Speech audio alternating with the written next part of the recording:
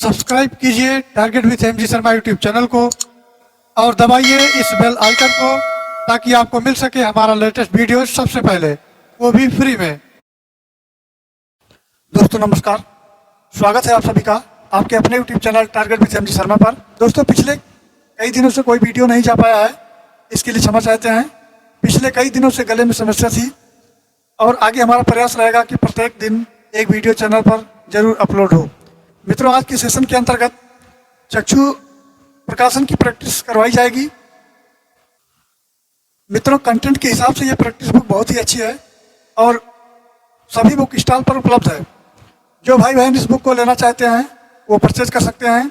यदि बुक नहीं मिल रही है तो पूरा प्रैक्टिस सेट हमारे द्वारा करवाया जा रहा है, तो चैनल को सब्सक्राइब कर लें और साथ ही बेल आइकन को प्रेस कर लें। आगे वीडियो मिलता रहेगा और डिस्क्रिप्शन में टेलीग्राम का लिंक दिया जा रहा है, वहां जाकर क्लिक करके लिंक से आप सीधे टेलीग्राम ग्रुप से जुड़ जाएं और प्रत्येक वीडियो का लाभ उठाएं। तो चलो आज के सेशन की शुरुआत करें। तो मित्रों, आज का हमारा प्रैक्टिस सेट है हिंदी पार्ट 1, जो चक्षु पब्लिकेशन से लिया गया है। आज का हमारा पहला प्रश्न है, प्रश्न संख्या 1, निम्नलिखित में से कौन सा शब्द जंगम शब्द का विलोम यानी विपरीतार्थक शब्द है? यानी जंगम शब्द का अपोजिट बताना है, विलोम शब्द बताना है। तो दोस्तों इसका राइट आंसर हो जाएगा अस्थावर। इसी क्रम में देखा जाए तो गतिशील का हो जाएगा गतिहीन, गतिशील का हो जाएगा गतिहीन और अस्थावर का हो जाएगा जंगम, जंगम और जड़ का हो जाएगा चेतन, जड़ का हो जाएगा चेतन और अचेतन का हो जाएगा जड़। तो हमारा इसका राइट आंसर हो जाएगा जंगम का विपरीतार्थक अस्थावर। चलिए नेक्स्ट प्रश्न को देखते हैं। मित्रों, आज हम देखते हैं, आज का हमारा दूसरा प्रश्न है प्रश्न संख्या 2, निम्नलिखित में से किस यानी किर काव्य पंक्ति में पंक्तियों के अनुप्रांश अलंकार नहीं है? चारुचंद की चंचल किरणें खेल रही जलथल में, पूत सपूत तो क्यों धन संचय, पूत कपूत तो क्यों धन संचय, कनक कनक तेसोगनी मादकता अधिकाय, बंदो गुर पद पदुम परागा सुरेश सुहास सरस अनुरागा। देखना है कि इसमें से कौन सा सही है और हमें ये बताना है कि कौन सा अनुप्रास अलंकार नहीं है। तो हमारा ये ऑप्शन जो है इसमें अनुप्रास अलंकार है और डी हमारा जो है इसमें भी अनुप्रास अलंकार है। यानी हमारा बी और सी दो ऑप्शन ऐसे हैं जिसमें यमक अलंकार है और इसमें देखते हैं बी और सी किसमें दिया गया है। तो ऑप्शन ये हमारा जो है उसमें बी और सी दिया गया है, अर्थात इसका ऑप्शन ये राइट आंसर हो जाएगा। चलिए आगे बढ़ते हैं। हमारा अगला प्रश्न है प्रश्न संख्या 3, निम्नलिखित शब्द समूह के लिए उपयुक्त शब्द का चयन कीजिए। जो किए गए उपकार को नहीं मानता है उसको क्या कहते हैं? कृतज्ञ, पापी, धोखेबाज या कृतधन। तो मित्रों इसका राइट आंसर हो जाएगा ऑप्शन डी कृतधन। यानी जो किए गए उपकार को नहीं मानता उसको कृतधन कहते हैं, यानी जो किए गए उपकार को ना माने उसको कृतधन कहते हैं और जो उपकार को मानने वाला हो उसको कृतज्ञ कहते हैं और धोखेबाज जो धोखा दे उसको धोखेबाज कहते हैं और जो पाप करे उसको पापी कहते हैं। तो फिलहाल हमारे इस प्रश्न का राइट आंसर हो जाएगा कृतधन, ऑप्शन डी इसका राइट आंसर हो जाएगा। चलिए आगे बढ़ते हैं। हमारा अगला प्रश्न है प्रश्न संख्या 4, बुरा इसका भाववाचक संज्ञा रूप है? बुराई, बुरापन, बुरापा या बुराईपन। तो मित्रों इसका राइट आंसर हो जाएगा ऑप्शन ये बुराई, ऑप्शन ये इसका राइट आंसर हो जाएगा। चलिए आगे बढ़ते हैं और हमारा अगला प्रश्न है प्रश्न संख्या 5, विजातीय शब्द को चुनकर लिखिए। काफी, चाय, दूध और भात। तो विजातीय के क्रम में यदि देखा जाए तो मित्रों काफी, चाय और दूध हमारा ये पेय पदार्थ हैं। कौन से पदार्थ हैं? पेय पदार्थ हैं जो पीने योग्य होते हैं। और जो ये भात लिखा हुआ है यानी इसको ये जो है खाद्य पदार्थ है। तो ये डिफरेंट है और डिफरेंट यानी विजातीय चुनना है तो ऑप्शन डी इसका राइट आंसर हो जाएगा। बाकी सभी पेय पदार्थ हैं। चलिए आगे बढ़ते हैं। हमारा अगला प्रश्न है प्रश्न संख्या 6, मीठा शब्द का भाववाचक संज्ञा रूप है? मिठास, मिठाई, मीठी और मीठ।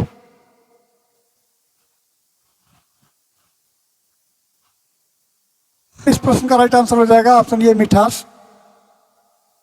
यानी कुछ संज्ञा शब्द होते हैं जो मूल रूप से भाववाचक होते हैं और कुछ अन्य शब्दों से बनाए जाते हैं। जैसे वीर से होता है वीरता, वीर से हो जाएगा वो हो जाएगा वीरता, मन से हो जाएगा ममत, यानी मन से हो जाएगा ममत्व।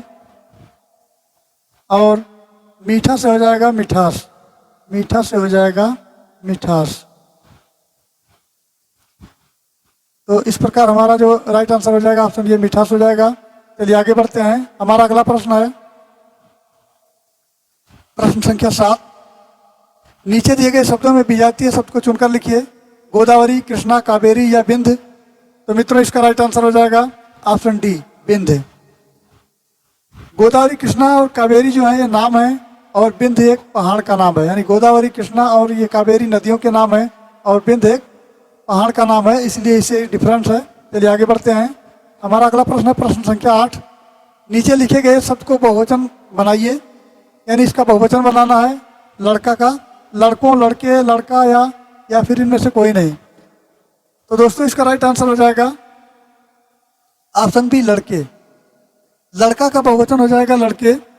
और संज्ञा का वो रूप होता है जिसमें वस्तु का एक से ज़्यादा बोध हो और बहुवचन संख्या कहलाती है लड़का बहुवचन। लड़का का यानी बहुवचन जो हो जाएगा वो लड़के हो जाएगा। चलिए आगे बढ़ते हैं। हमारा अगला प्रश्न है प्रश्न संख्या 9। निम्न शब्द का एक वचन बनाइए। चिड़िया। तो चिड़िया ऑलरेडी बहुवचन में है, तो इसका एक वचन हमारा हो जाएगा चिड़िया। ऑप्शन ये इसका राइट आंसर हो जाएगा। ऑप्शन ये इसका राइट आंसर हो जाएगा चिड़िया।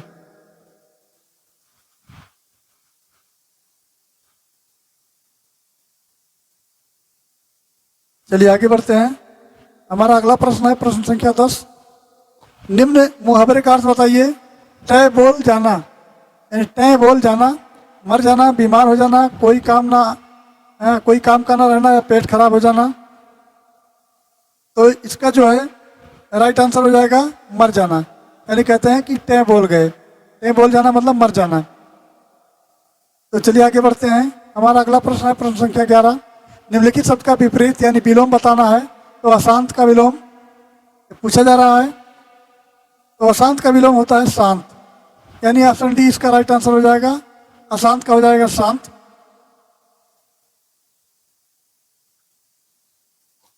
और सभी का देख लेते हैं। यानी क्रोध का हमारा हो जाएगा दया, क्रोध का हो जाएगा दया। और प्रमाद का हो जाएगा सावधानी, सावधानी। और आमोद का हो जाएगा प्रमोद। और अशांत का हो जाएगा शांत। चलिए आगे बढ़ते हैं। हमारा अगला प्रश्न है प्रश्न संख्या 12। निम्न शब्द का पर्यायवाची शब्द बताइए। रात्रि शब्द का पर्यायवाची बताना है। तो इन चारों विकल्पों में वसंत, निशा, हेम और अंबर इसमें से चुनना है कौन सा हमारा सही आंसर होगा। तो दोस्तों इसका राइट आंसर जो हो जाएगा रात्रि का निशा। निशा हमारा राइट आंसर हो जाएगा। इसी प्रकार वसंत का देख लेते हैं। तो वसंत का होता है अंबर, अंबर, वस्त्र, परिधान, परिधान और पट, चीर, ये हमारे सब पर्यायवाची होते हैं। चलिए नेक्स्ट देखते हैं। निशा का होता है रात्रि, रात्रि, रजनी, यामिनी। चलिए नेक्स्ट देखते हैं। हेम का हो जाएगा कुंदन, तपनीय, तपनीय, महारंजत, महारंजत, सोना, स्वर्ण और कनक। इसी प्रकार हमारा जो डी राइट आंसर हो जाएगा डी होगा उसका हो जाएगा अंबर, गगन, नभ और व्योम। तो इसका जो हमारा राइट आंसर हो जाएगा ऑप्शन बी निशा। चलिए आगे बढ़ते हैं। हमारा अगला प्रश्न है प्रश्न संख्या 13। आंखें चार होना मुहावरे का अर्थ है कठिनाई में पड़ना, एक दूसरे को देखना, क्रोध करना या नींद आना। तो मित्रों इसका राइट आंसर हो जाएगा एक दूसरे को देखना। ऑप्शन बी हमारा राइट आंसर हो जाएगा एक दूसरे को देखना। चलिए आगे बढ़ते हैं। हमारा अगला प्रश्न है प्रश्न संख्या 14। पूत शब्द के साथ कौन सा उपसर्ग सही लगता है? बे, नी, का और आ। तो बेपूत होगा नहीं, निपूत होगा, और कपूत और अपूत। तो इसका जो सही राइट आंसर हमारा होगा वो हो जाएगा कपूत। ये सही ऊपर जो है उपसर्ग लगता है, उपसर्ग पहले लगता है और प्रत्यय बाद में लगता है। तो मित्रों ये का जोड़ देंगे, अगर पूत में पहले का जोड़ देंगे तो कपूत हो जाएगा और इसका कुछ अर्थ निकलता है। तो मित्रों चलते हैं अगले प्रश्न पर। हमारा अगला प्रश्न है प्रश्न संख्या 15। निम्नलिखित में से घर शब्द का पर्यायवाची शब्द नहीं है। निलय, भुवन, सदन, निकेतन। तो एक का बता दे रहे हैं। जो घर का पर्यायवाची शब्द होता है उसमें आता है घर, गृह, भवन, निकेतन। एक बार फिर से लिखते हैं। निलय का जो होता है घर, गृह, भवन,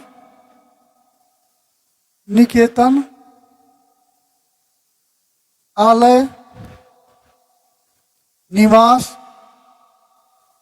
गृह।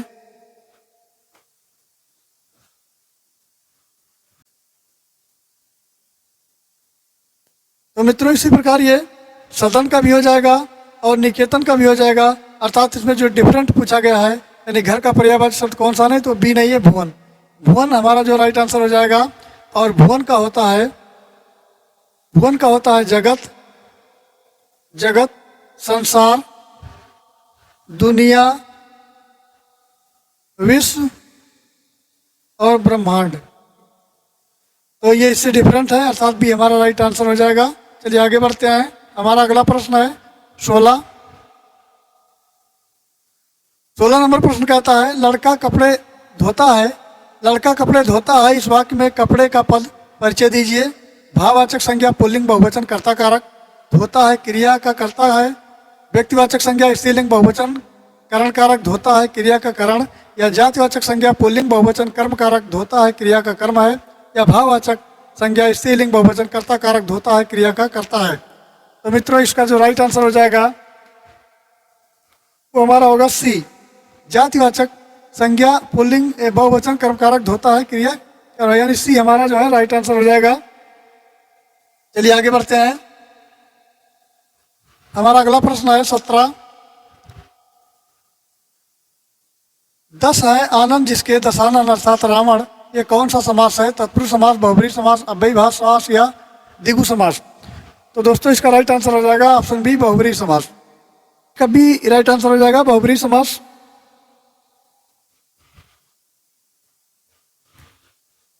चलिए आगे बढ़ते हैं। हमारा अगला प्रश्न है प्रश्न संख्या 18। धोती शब्द का बहुवचन रूप है धोती, धोतिया, धोतिया या धोतिये।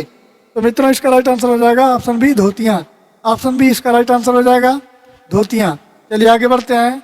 हमारा अगला प्रश्न है प्रश्न संख्या 19। निम्नलिखित में से सही वर्तनी का चयन कीजिए। निरीश्वरवादी, निरीश्वरवादी या निरीश्वरवादी या निरीश्वरवादी। तो इसका राइट आंसर हो जाएगा ऑप्शन सी, निरीश्वरवादी। इसका ऑप्शन सी राइट आंसर हो जाएगा, निरीश्वरवादी। चलिए आगे बढ़ते हैं। हमारा अगला प्रश्न है प्रश्न संख्या 20। जहाँ अप्रस्तुत के माध्यम से प्रस्तुत अर्थ की व्यंजना की जाती है वहाँ कौन सा अलंकार होता है? श्लेष, अनुप्रास, अन्योक्त या यमक। तो दोस्तों इसका राइट आंसर हो जाएगा ऑप्शन सी, अन्योक्त। ऑप्शन सी इसका राइट आंसर हो जाएगा। और जहाँ पर अप्रस्तुत के माध्यम से प्रस्तुत का अर्थ, यानी जहाँ पर अप्रस्तुत हो वहाँ प्रस्तुत की व्यंजना की जाती है वहाँ पर अन्योक्त अलंकार होता है। और सी हमारा जो है राइट आंसर हो जाएगा। चलिए आगे बढ़ते हैं। हमारा अगला प्रश्न है 21। विद्याधन अभ्यास यानी विद्याभ्यास, ये कौन सी संधि है? व्यंजन संधि है, गुण संधि है, वृद्धि संधि है या दीर्घ संधि है? तो मित्रों इसका राइट आंसर हो जाएगा, इसमें दीर्घ संधि है। अका सवर्ण दीर्घा, यानी विद्याधन अभ्यास। आ और धन आ मिल करके ये बड़ा आ बन जाता है और यहाँ पर हो जाता है विद्याभ्यास। विद्याधन अभ्यास यानी इसका आ और इसका आ मिलकर बड़ा हो गया यानी विद्या। तो विद्याधन अभ्यास ये दीर्घ संधि होगा। चलिए आगे बढ़ते हैं। हमारा अगला प्रश्न है 22। सरला से फल खाया जाता है, ये वाक्य कृतवाच्य में होता है। सरला फल खाई, सरला ने फल खाया, सरला ने फल खाई या सरला फल खाती है। तो इसका जो राइट आंसर हो जाएगा वो हमारा हो जाएगा ऑप्शन डी, सरला फल खाती है। जहाँ पर क्रिया द्वारा कही गई बात का मुख्य विषय कर्ता हो वहाँ पर कर्तवाच्य होता है। इसमें क्रिया का संबंध कर्ता से होता है और क्रिया वचन के अनुसार होते हैं। चलिए आगे बढ़ते हैं। हमारा अगला प्रश्न है 23। भाई बहन में समास है, द्विगु समास, द्वंद्व समास, कर्मधारय समास या बहुब्रीहि समास। तो दोस्तों इसका राइट आंसर हो जाएगा ऑप्शन बी, द्वंद्व समास। मित्रों, द्वंद्व समास की एक पहचान है कि बीच में योजक चिन्ह होगा, अर्थात इस तरह का चिन्ह रहेगा और जो पहला शब्द होगा उसके विपरीत दूसरा शब्द होगा। तो पहले के विपरीत दूसरा हो गया, योजक चिन्ह हो गया और दोनों पद इसमें प्रधान हो गए। तो इस क्रम में ऐसा कहीं भी मिलेगा तो आपका द्वंद्व समास हो जाएगा। तो 23 का हमारा जो हो जाएगा वो बी, द्वंद्व समास हो जाएगा। यानी भाई और बहन एक दूसरे के अपोजिट हैं और डैश का चिन्ह भी लगा हुआ है और दोनों पद प्रधान हैं, ये इसकी पहचान होती है। चलिए आगे बढ़ते हैं। हमारा अगला प्रश्न है प्रश्न संख्या 24। मित्रों, प्रश्न संख्या 24 की बात की जाए तो इसके अंतर्गत 24 और 25 दो प्रश्न दिए गए, एक ही तरह के दिए गए हैं। इसमें है जो समान अर्थ देने वाले शब्दों को चुनना है। तो तालाब है, तालाब में ये देखना है कि कौन सा शब्द इसमें समान है, आकाश, कांतार, ताड़ाग या पानी। तो तालाब का जो समानार्थी शब्द होता है वो होता है ताड़ाग, तालाब यानी ताड़ाग। तो इसका जो राइट आंसर हो जाएगा वो ऑप्शन ये हो जाएगा। चलिए आगे बढ़ते हैं। हमारा अगला प्रश्न है प्रश्न संख्या 25। चंद्रमा, सेम उसी तरह देखना है कि चंद्रमा का पर्यायवाची कौन सा है। तो इसका बी राइट आंसर हो जाएगा शशि। मित्रों, इसका बी राइट आंसर हो जाएगा शशि। चलिए आगे बढ़ते हैं। हमारा अगला प्रश्न है 26। 26 प्रश्न बहुत ही अच्छा है। रस सूत्र के जनक माने जाते हैं भरत मुनि, अभिनव गुप्त, तुलसीदास या भट्टनायक। तो इसका राइट आंसर हो जाएगा भरत मुनि। ऑप्शन ये इसका राइट आंसर होगा, भरत मुनि। भरत मुनि को रस सूत्र का जनक माना जाता है और भरत मुनि के अनुसार यानी रसों की संख्या जो है 8 मानी गई है। भरत मुनि के अनुसार रस की संख्या 8 मानी गई है और काव्य में जो रसों की संख्या मानी गई है वो 9 मानी गई है। अर्थात श्रृंगार रस को सर्वश्रेष्ठ रस माना गया है। श्रृंगार रस को सर्वश्रेष्ठ रस माना गया है। ये श्रृंगार रस है, इसको सर्वश्रेष्ठ रस माना गया है। चलिए आगे बढ़ते हैं। हमारा अगला प्रश्न है 27। जहाँ बिना कारण के कार्य का होना पाया जाता है वहाँ पर कौन सा अलंकार होता है, विरोधाभास, विभावना, वक्रोक्त या विषयोक्त। तो इसका राइट आंसर हो जाएगा ऑप्शन बी, विभावना। ऑप्शन बी इसका सही आंसर होगा।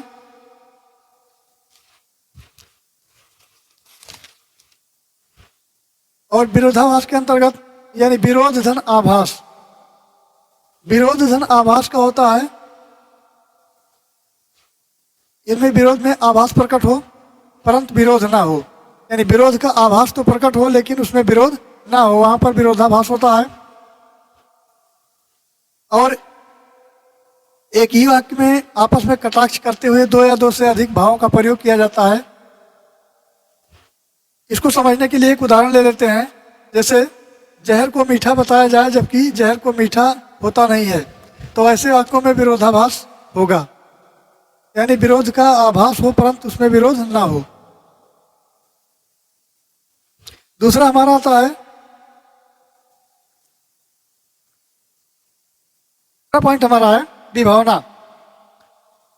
मित्रों विभावना की बात की जाए तो जहां पर बिना कारण के ही कार्य की उत्पत्ति होती है वहां पर विभावना अलंकार होता है। जैसे चुभते ही तेरा अरूप बाण, बहते कण कण में फूट फूट मधु के निर्झर से सजल गान। तो ये इसका उदाहरण है। और तीसरा हमारा आता है वक्रोक्ति। अब वक्रोक्ति का मतलब कहने वाले का अर्थ कुछ और होता है लेकिन सुनने वाले का कुछ दूसरा होता है। ऐसे अर्थ निकाले जाते हैं और इस तरह के जो होते हैं वो वक्रोक्त अलंकार होते हैं। डी हमारा होता है विषयोक्त अलंकार। विषयोक्त की बात की जाए तो संपूर्ण कारणों के होने पर भी फल का ना होना विषयोक्त कहलाता है।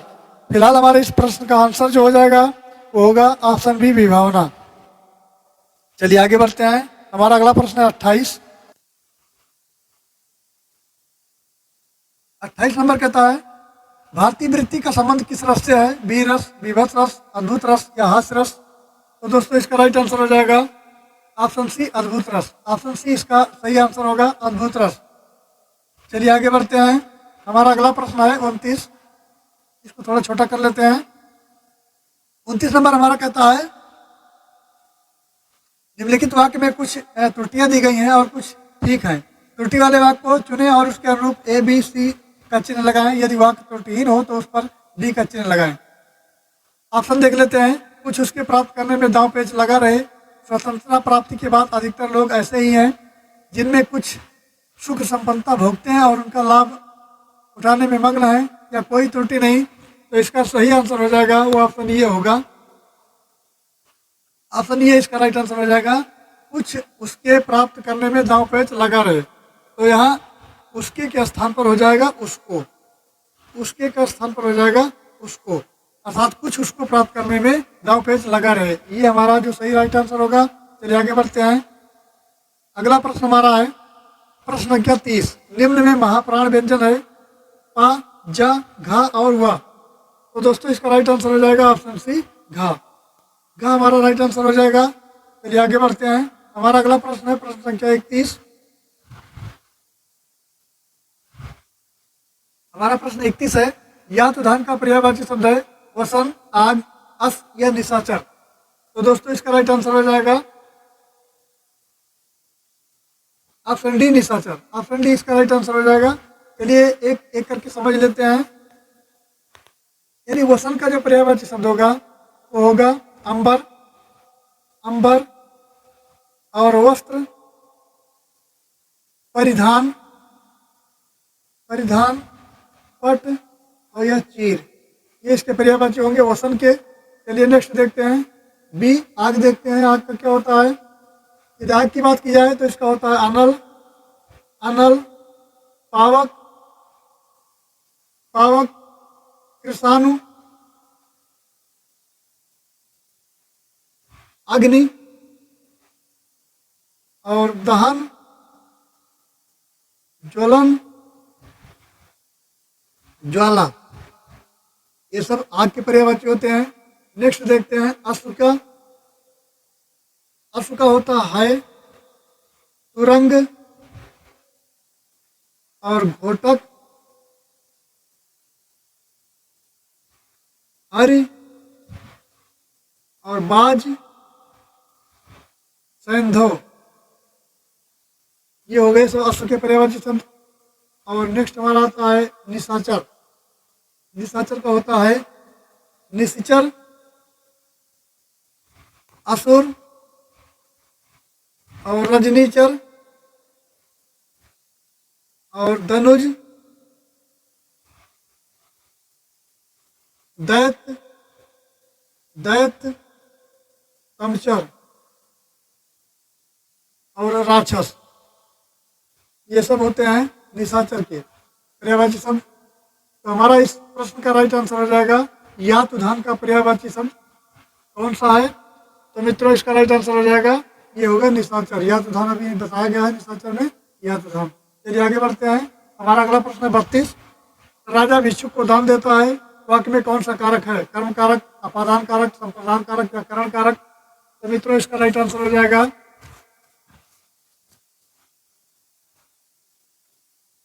ये हो जाएगा ऑप्शन सी, संप्रदान कारक। ऑप्शन सी संप्रदान कारक किसका होगा? मित्रों इसकी विभक्ति जो होती है, नए पेज में ले लेते हैं। इसकी विभक्ति होती है यानी कर्ता ने, कर्ता ने कर्म को करण से और के द्वारा, और चौथा आता है संप्रदान यानी को तो के लिए। नेक्स्ट आता है अपादान। अपादान का होता है अलग होने की स्थिति में, अलग होने की स्थिति में। चलिए नेक्स्ट देख देते हैं। उसके बाद होता है संबंध। संबंध का होता है का, की, के और रा, री और रे।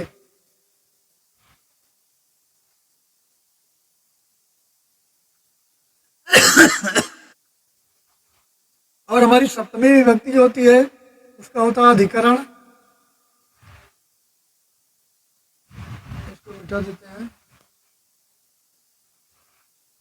सप्तमी विभक्ति हमारी होती है अधिकरण। अधिकरण अधिकरण का होता है में और पर। और अष्टमी होती है संबोधन। इसका होता है ओ, अरे। ये रहे कारक हमारे, विभक्ति कारक और चिन्ह। चलिए आगे बढ़ते हैं। हमारा अगला प्रश्न है प्रश्न संख्या 33। निम्नलिखित में से कौन सा रस बीभत्स का विरोधी है? भयानक, वीर, श्रृंगार या करुण? तो दोस्तों इसका राइट आंसर हो जाएगा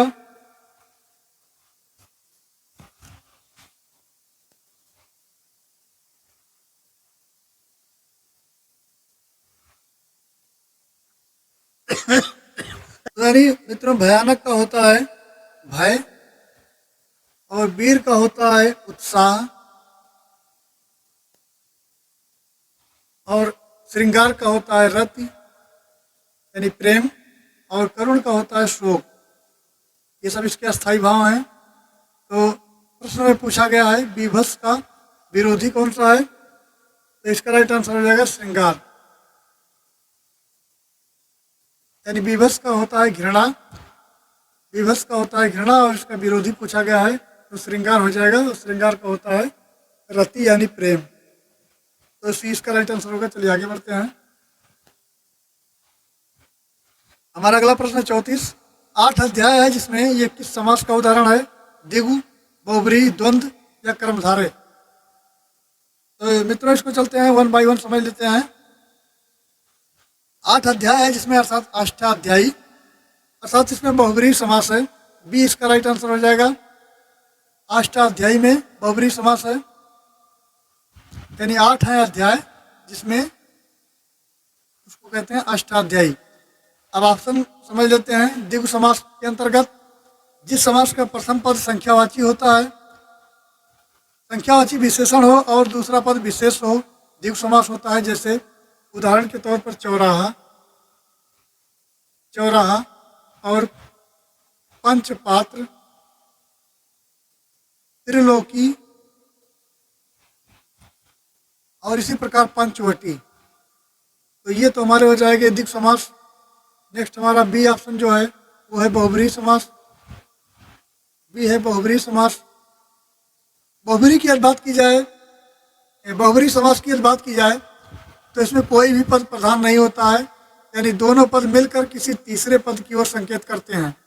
दोनों में कोई प्रधान नहीं होगा और तीसरा जो होगा उसकी तरफ संकेत जाएगा, अर्थात वो प्रधान अन्य होगा। यानी अन्य प्रधान होगा, उस कंडीशन में बहुब्रीहि समास होगा। जैसे दशानन यानी 10 है आनंद अर्थात रावण, और चतुर्भुज 4 हैं भुजाएं जिनके अर्थात भगवान विष्णु। चलिए आगे बढ़ते हैं। देख लेते हैं अगला हमारा है द्वंद्व समास। द्वंद्व समास की बात करें तो जिस समास के दोनों पद प्रधान होते हैं वहां द्वंद्व समास होता है। जैसे भाई बहन, भाई बहन और माता पिता, ऊंचा नीचा, ऊंचा नीचा। इसमें ध्यान रखने योग्य बात है कि पहला शब्द होगा उसका वो दूसरा विपरीत में होगा और योजक चिन्ह होगा। ये विशेष ध्यान रखना कि पहला जो शब्द होगा उसका विपरीत दूसरा शब्द होगा और दोनों पद प्रधान होंगे और डैश का चिन्ह बीच में अवश्य लगा रहेगा।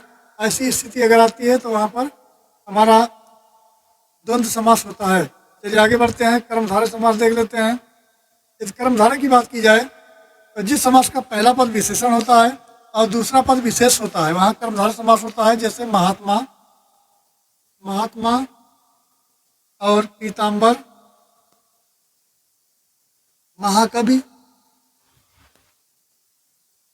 और पीत सागर, पीत सागर।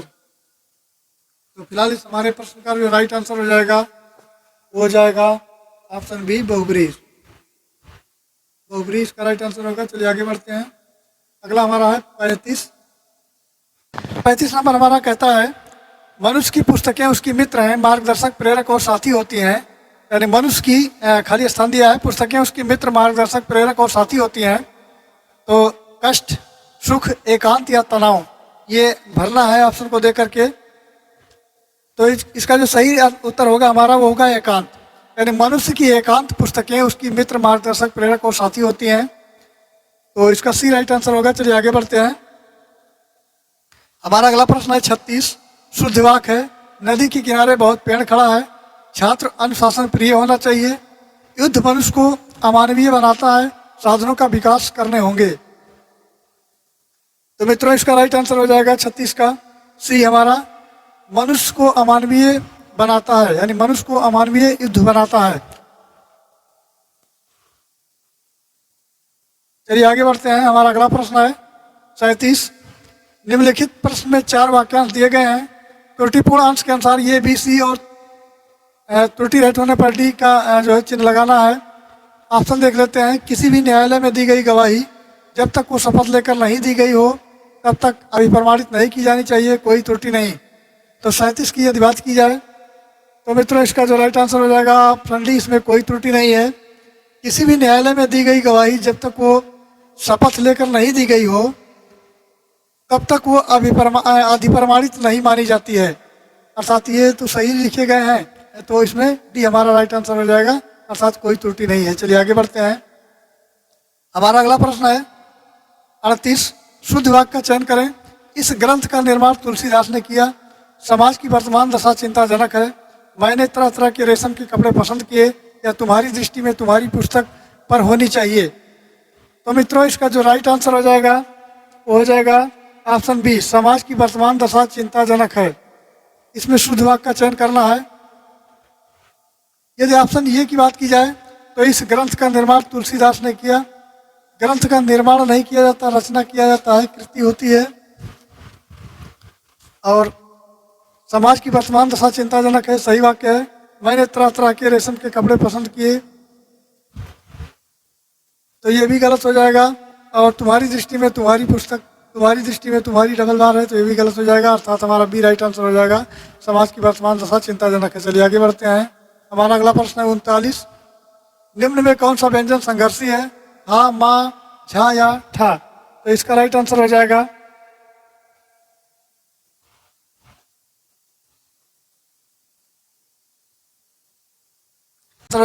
हाँ। यानी ऊष्म संघर्षी व्यंजन जो होते हैं, जिन व्यंजनों का उच्चारण करते समय और मुख से वायु या किसी विशेष स्थान पर घर्षण रगड़ होता है, यानी जो बोली हमारी रगड़ करके निकले, यानी ऊष्मा या गर्मी पैदा करे, तो वहाँ पर ऊष्म संघर्षी होता है। तो जैसे सा, सा, सा और हाँ, ये जो है सब जो लेटर दिए गए हैं ये सभी संघर्षी हैं, संघर्ष करके निकलते हैं, अर्थात मुख से वायु निकलता है और गर्मी पैदा होती है। अब देखते हैं वर्ग और उच्चारण स्थान है। तो सा हमारा है तालब्य, जो तालु से निकलता है, लिख देते हैं इसको। सा जो हमारा है वो है तालब्य, तालब्य यानी तालु से होता है। और वह जो हमारा है वो है मूर्धन्य, अर्थात ये मूर्धा होता है। इसी प्रकार सा जो हमारा होता है, सा वो होता है वस, वस होता है यानी दंत मुख या मसूड़ा, दंत मुख या मसूड़ा। और जो लास्ट हमारा होता है यानी सा के बाद हा, हा होता है स्वर यंत्रीय, स्वर यंत्रीय, इसका होता है स्वर यंत्र। स्वर यंत्र यानी कंठ के भीतर, कंठ के भीतर स्थित होता है ये। चलिए आगे बढ़ते हैं। हमारा अगला प्रश्न है 40। आमनि का विलोम शब्द है धरा, शशांक, अंबर या सितारा? तो मित्रों इसका राइट आंसर हो जाएगा 40 का हो जाएगा अवनिका होता है अंबर। ऑप्शन सी इसका राइट आंसर हो जाएगा, अवनिका अंबर। चलिए आगे बढ़ते हैं। मित्रों हमारा अगला प्रश्न है 41। पौन शब्द का संधि विच्छेद क्या है? पौ धन अन, पौ धन अन, पौ धन अन या पौ धन अवन। तो इसका राइट आंसर हो जाएगा ऑप्शन बी, पौ धन अन, यानी इसमें अयाद संधि है, इसमें है अयाद संधि, अयाद संधि। चलिए आगे बढ़ते हैं। हमारा अगला प्रश्न है 42। निष्कलंक का सही संधि कौन सा है? निष्कलंक, निष्कलंक या निकलंक या निष्कलंक। तो इसका राइट आंसर हो जाएगा ऑप्शन डी, निष्कलंक। ऑप्शन डी इसका राइट आंसर होगा। चलिए आगे बढ़ते हैं। हमारा अगला प्रश्न 43। जुगुस्सा किस रस का स्थायी भाव है? अद्भुत, भयानक, विभत्स या रौद्र रूप? रौद्र का। तो मित्रों इसका राइट आंसर हो जाएगा ऑप्शन सी, विभत्स। ऑप्शन सी इसका राइट आंसर हो जाएगा, विभत्स। हैं हमारा अगला प्रश्न 44।